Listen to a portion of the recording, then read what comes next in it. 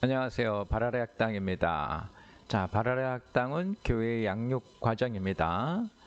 기본 커리큘럼, 그러니까 공부하는 순서가 정해져 있는데요. 기본적으로 네 과정의 8과목이죠. 기초 과정, 성장 과정, 성숙 과정, 열매 과정. 교회 처음 오셔서 성장하고 성숙되며 열매를 맺는다는 건데요.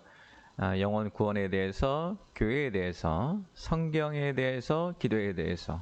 기도보다는 성경이 먼저, 하나님 말씀을 먼저 알고 그 다음에 기도에 들어가야 되죠. 기업은 자기가 맡은 달란트, 은사를 말합니다. 그리고 이제 삶이 또 신앙이 훨씬 성숙해지는 성화의 과정, 그리고 이제 열매 과정으로 전도할 줄 알아야 되고 또 샬롬의 삶을 살 줄 알아야 되죠. 자, 오늘은 이제 영구야, 영혼 구원에 대한 기초 과정 중에 첫 번째면서 가장 중요한 과정인데요. 자, 오늘은 이제 그 2과죠. 영구야 놀자 2과. 영혼은 무엇인가? 자, 1과에서는 왜 믿는가? 영혼의 구원을 받기 위해서였다라고 얘기를 했고, 영혼의 구원을 받기 위해서니까 일단 영혼이 무엇인지 우리가 알아야 되겠죠? 자, 시작해 보겠습니다. 영혼은 무엇일까요? 자, 지금 여기 한 사람의 인생 모습을 제가 사진으로 표현해 봤습니다. 까나라기로 태어나서 어린이 시절, 이렇게 청소년 시절, 이제 성인이 되고요, 중년이 되고, 이제 노년이 돼서 이렇게 이제 한 사람의 인생을 그려봤는데요. 여기 지금 둘, 넷, 여섯, 8명의 사람의 사진이 나와 있는데 이것은 한 사람일까요? 아니면 다른 사람일까요? 자, 나이에 따라 다른 삶의 모습을 가지고 있죠. 우리가 다르다고 말을 하면은 지금 보시면은 몸, 또 각자 가지고 있는 생각, 지식, 도덕성, 가치관이 다르겠죠. 이때의 도덕성과 이때의 도덕성은 다를 수밖에 없고요. 이때의 가치관과 이때의 가치관은 다를 수밖에 없습니다. 보통 요 시기에는 가장 중요한 사람이 엄마죠. 엄마를 행복해 하기 위해서 살아간다고 볼 수 있고요. 요 시기에는 친구를 행복하게 하기 위해서 살아가고, 요 시기에는 이제 이성을 위해서 이성을 행복하게 하는 것, 그리고 요 시기가 되면 다시 자녀들을 위해서 살아가고, 요 시기에 되면 이제 나는 누구인가 하는 생각을 하게 되는데, 자, 요 시기에 이 친구의 이제 인생의 목표는 친구라고 하면, 이때 부모님들의 인생의 목표는 자녀이기 때문에 항상 싸울 수밖에 없는 거죠. 목적이 다르니까요. 자, 우리가 다른 사람이라고 할 때 무엇을 가지고 말하냐면 몸이 다르고, 일단 생각도 다르고 지식도 다르고 도덕성도 다르고 가치관도 다르기 때문에 다른 사람처럼 보이죠. 그런데 동시에 또 다 한 사람이에요. 왜 한 사람인가?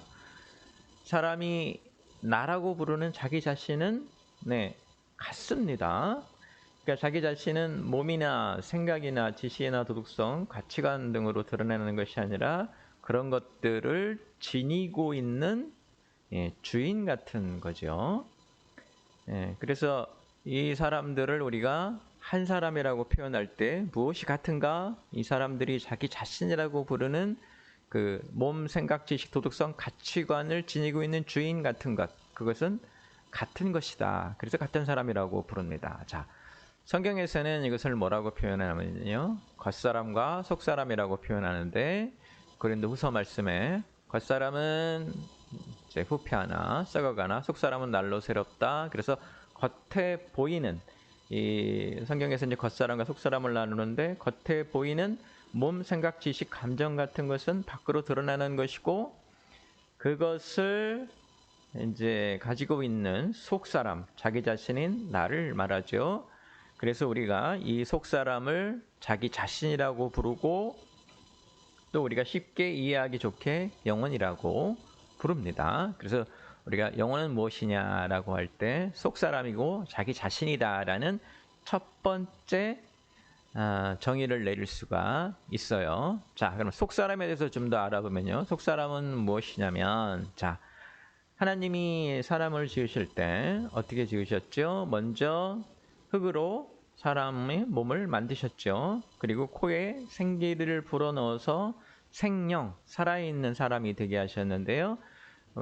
쉽게 생각하면 흙으로 겉사람을 만드시고 생기로 속사람을 만들어 놓으신 것 같아요. 흙 안에 영혼이 들어가서 사람이 된 그런 셈이죠. 그런데 잘 생각해 보면 이 속사람이 인간의 모든 생명 활동을 주관합니다. 예를 들면 생기가 들어오기 전에 이렇게 아담과 같이 생긴 이 흙, 아직 이제 생명은 아니죠. 흙이죠. 는 어떠냐면 감정도 없고 생각도 없고 욕망도 없고요. 때려도 아프지도 않고 배가 고프지도 않고 고통도 없습니다.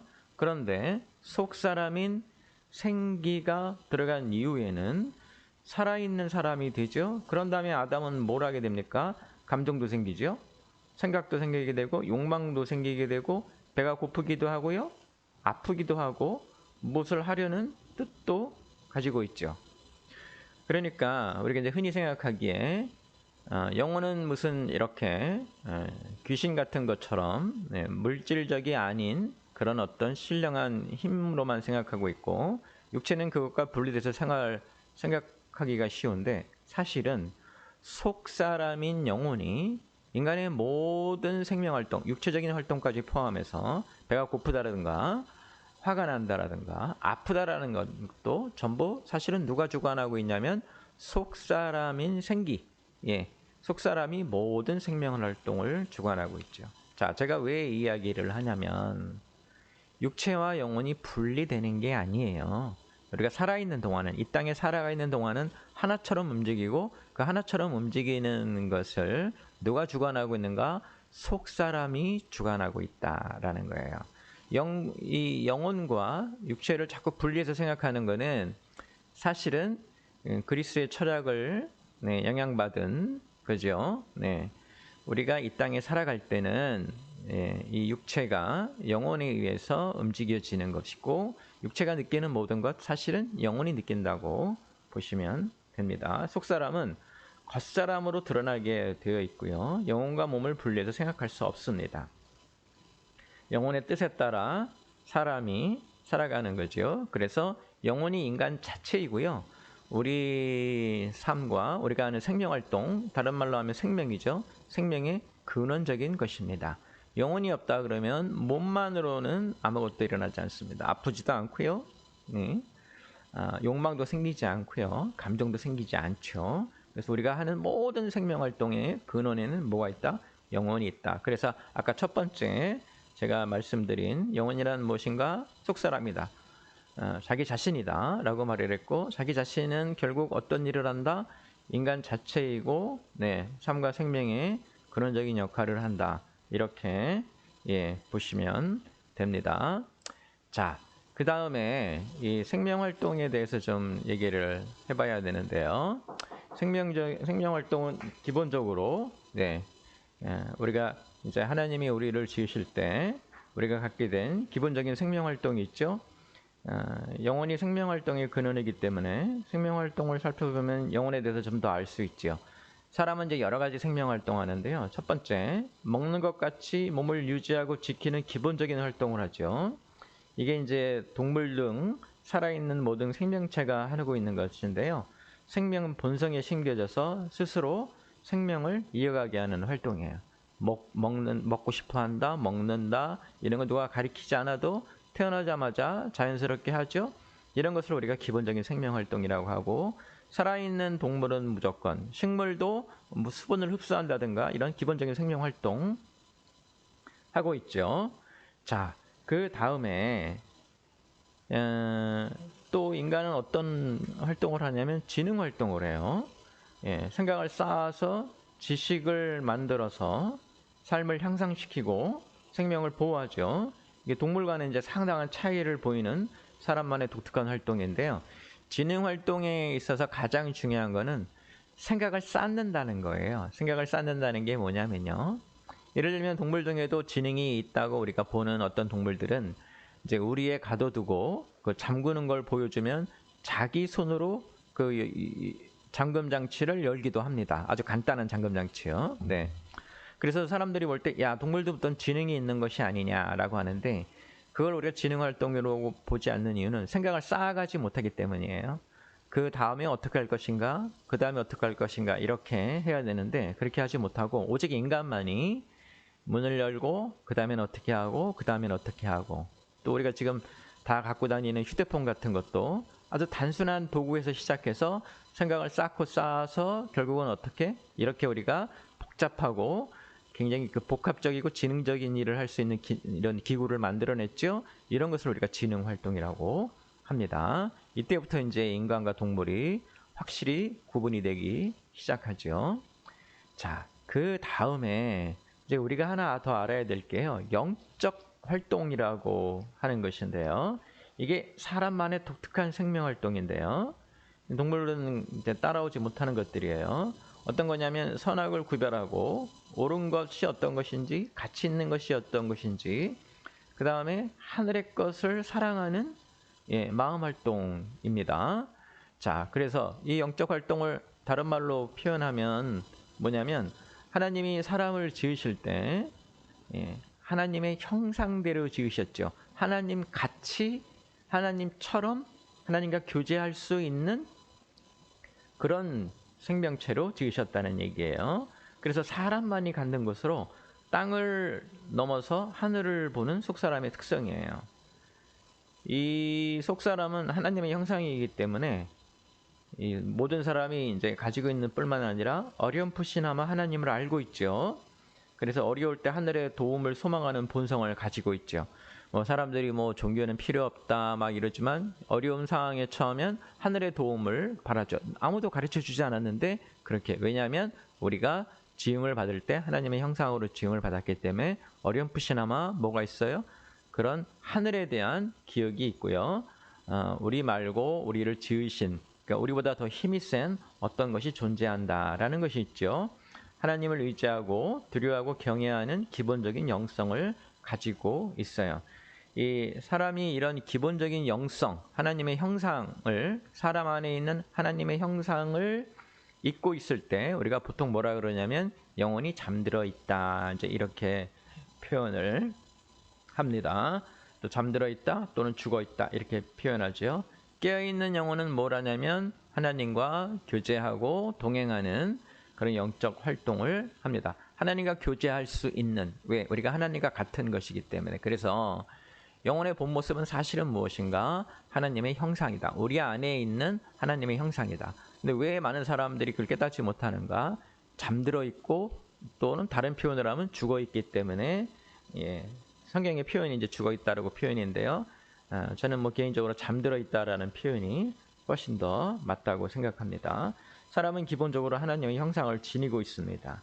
그러니까 영혼의 본 모습은 사실은 하나님의 형상이라는 거죠. 자, 그러면 지금까지 이제 우리가 무엇에 대해서 공부했냐면 영혼에 대해서 공부했는데 영혼이라는 것이 그 영이기 때문에 육체를 지금 가지고 있는 우리로선 정확히 이해하기는 상당히 힘들어요. 성경에서는 이것을 설명하기보다는 이것이 있다라는 것에 더 방점을 두고 우리에게 보여주시죠. 자, 그러면 오늘 얘기한 것에 다시 잠시 돌아보면 영혼이란 무엇인가? 자기 자신이다. 변하지 않는 그리고 변하는 그런 겉사람 것, 생각, 지식, 도덕성 이런 몸까지도요. 이런 것을 가지고 있는, 지니고 있는 주인 같은 것이다. 성경에서는 속사람이라고 표현을 했고 그 속사람은 무엇인가? 하나님이 천지를 지으실 때 우리를 진흙으로 흙으로 빚으시고 코 안에 생기를 넣어주셔서 움직이게 하셨죠. 자, 그래서 코 안에 들어온 생기를 영이라고 본다면 영혼은 무슨 일을 하는가? 우리가 그동안은 육체가 하는 일이다라고 생각했던 것조차도 사실은 영이 다 주관하고 있었고 영혼이 그렇게 우리에게 생명의 모습을 주고 있었다. 생명 활동을 하고 있었다. 자, 그리고 인간의 생명 활동을 봤죠. 기본적인 활동, 먹는다, 잠든다 이런 우리에게 심겨져 있는 기본 활동 외에 우리가 지능 활동을 하죠. 생각을 쌓아요. 우리가 만물의 영장인 이유는 생각을 쌓기 때문이죠. 생각을 쌓기 때문에 우리보다 힘이 센 동물들을 우리가 이기는 것이고요. 그 인간의 어떤 특징 중에 하나죠. 근데 그런 지능적인 활동 외에 인간은 또 뭘 하고 있는가? 영적인 활동을 해요. 그래서 가치 있는 것을 찾고 숭고한 것 찾고 하늘을 바라봐요. 그래서 옛날에 그 원시시대 사람들 이제 무덤을 발견하고 보면은 태양 쪽으로 머리를 둔다든가 이렇게 하여튼 영적인 활동을 아주 오래전서부터 그 왜 그런가 우리가 원래 지음 받을 때 하나님의 형상 그러니까 하나님처럼 지음 받았기 때문에 우리 안에 항상 뭐가 있어요? 영혼에 대한 기억이 있고요.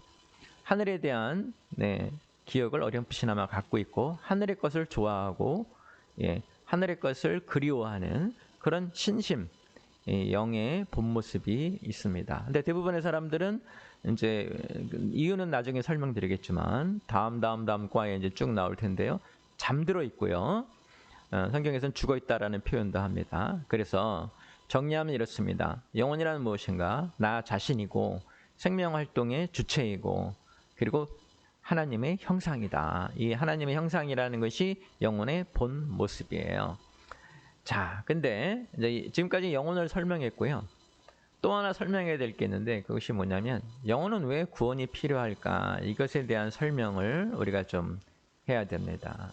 성경에서는 뭐라고 표현했냐면요. 고린도후서 말씀에 만약에 땅의 장막이 무너지면 우리는 영혼이에요. 어디로 가는가? 하늘에 올라가서 하늘의 장막을 받는다. 그래서 땅의 장막이라는 건 지금 땅에 살고 있을 때 육신을 말하고요. 하늘의 장막이라는 것은 우리가 이제 흔히 말하는 죽은 후에 하늘에 가서 신령한 육체를 받게 될 때 하늘의 장막이라고 하죠. 그러니까 땅의 장막은 죽는 거예요.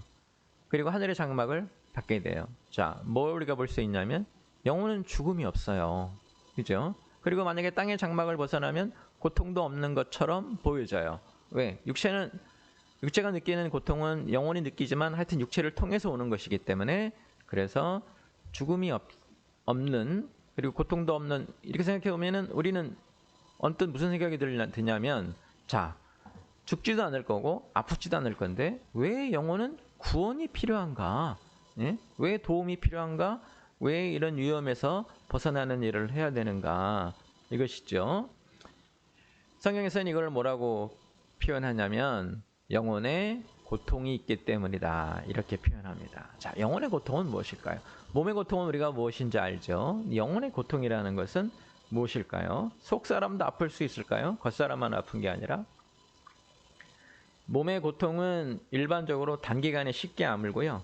아물게 되면 기억만 남죠. 자, 저희 어머니가 거의 80이 되셔서 70 중반 넘어지면서 위암을 선고받으시고 수술을 하셨어요. 그러니까 이게 인간이 이제 생각할 때 가장 끔찍한 일이 일어난 거예요. 칼로 배를 가르는 일이니까요. 얼마나 아프겠어요, 그죠? 네. 수술 받고 나오시니까 이제 마취가 깨어나면서 아프시다고 하고, 아마 마취도 풀리고 뭐 진통제를 넣긴 했지만 일단 본인이 내가 배를 가려는 수술을 하고 난 다음에 지금 수술 중환자실 회복실에 있다는 자체만으로도 굉장히 아프다고 생각을 하시겠죠. 실제로 아프셨고 움직이지 못하셨으니까요. 예. 그런데 이제 한 일주일 정도 지나니까 조금 이제 화장실도 본인이 왔다 갔다 하시고요. 괜찮아지셨어요. 한 2주 정도 지나니까 병실에 안 계시고 병원을 계속 걸으십니다. 의사가 이제 말하기를 계속 운동을 많이 하셔야 된다. 그래서 계속 걸으셔요. 안 아프다는 얘기죠. 그리고 3주째 지나니까 어머님이 자기 수술 자리를 만져보라고 하셔요. 안 아프다는 얘기예요. 제가 지금 무슨 얘기를 하냐면 칼로 배를 가르는 끔찍한 고통을 당했는데 70이 넘으시고 80에 가까우신 어르신이 근데 그 몸의 고통은 몇 주면 사라진다? 1, 2주면 사라집니다. 물론 이제 특수한 경우에 그게 계속 고통으로 남아서 아파하시는 분도 있지만요. 그러니까 몸의 고통은 일반적으로 단기간에 쉽게 아물게 되면 기억만 남습니다. 대부분의 경우 그래요. 안 그런 경우도 있지만 그런데 영혼의 고통을 한번 얘기해 볼게요. 영혼의 고통은 어떤 것이냐면요. 감정적인 고통이고 정신적 고통이고 마음의 고통이에요. 몸이 아닌 속사람이 느끼는 고통으로요. 쉽게 아물지 않고 평생을 두고 아픕니다. 예를 들면은 저는 이제 국민학교를 나온 세대인데 뭐 초등학교 때 선생님이 아이들에게 어떤 아이에게 애들 많은 데서 심한 말을 해버리면요. 그게 마음에 고통으로 남아서 지금 막 40, 50, 60이 돼도 그 단어가 떠오르거나 그런 환경이 되면 마음이 아파요. 그죠? 우리가 영화를 보고 막 울고 그러는 것도 뭐예요? 그 마음의 고통을 우리가 전달받기 때문이죠. 그리고 그런 영혼의 고통은 육체적 고통보다 고통의 크기가 훨씬 크고요. 종류가 다양하고 굉장히 오래가요. 다른 말로 하면 사람의 삶에 치명적인 고통이다. 이 말입니다. 이 사람의 삶에 치명적인 고통이기 때문에 사람을 거의 죽음으로 몰아가기도 하죠. 그래서 영혼이 생명의 근원이고요. 사람의 모든 생명 활동의 근원이기 때문에 만약에 그 영혼의 고통이 있다면 생명의 근원적인 고통이 되는 거죠. 그래서 몸보다는 영혼을 고통으로부터 지키는 일이 우선적이 되어야 되죠. 지켜야 합니다. 왜? 이게 아주 치명적이고요. 오래가고 회복이 잘 안 되기 때문에 그렇습니다. 그래서 신앙의 목적이 무엇이 되어야 된다? 영혼의 구원이 되어야 되는 거죠. 여러분이 만약에 부모님이라면 아이에게 어떤 것을 주의 주시겠어요? 애가 학교에 가면 여러분은 뭘 주의 주십니까? 차 조심해라 라고 하죠. 왜요? 차 사고 나면 큰 고통이에요. 그런데 지금 여기 설명드렸지만 몸의 고통보다 영혼의 고통이 훨씬 크고 광범위하고 오래가고 삶에 치명적이라면 당신이 부모라면 이 아이의 무엇을 지켜줘야 할까요?